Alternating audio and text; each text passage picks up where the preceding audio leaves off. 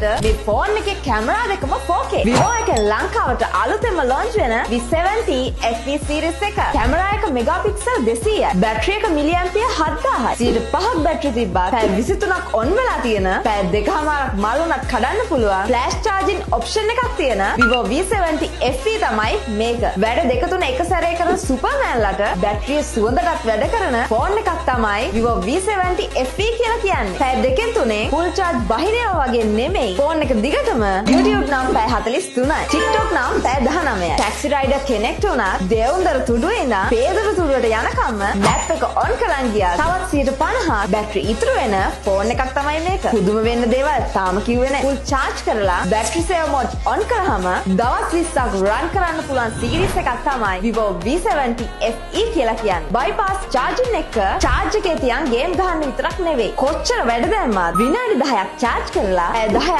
YouTube බලන්න Vivo V70 FE එකේ පුළුවන්. මේ ඔක්කොම වැඩ දාලා අවුරුදු 5ක් ෆෝන් එක daily charge කරත් 80ට එහා battery capacity තියෙන V70 FE කියලා කියන්නේ next level hit එකක්. hit එකට set වෙනවා නම් අදම try කරලා බලන්න. Vivo V70 FE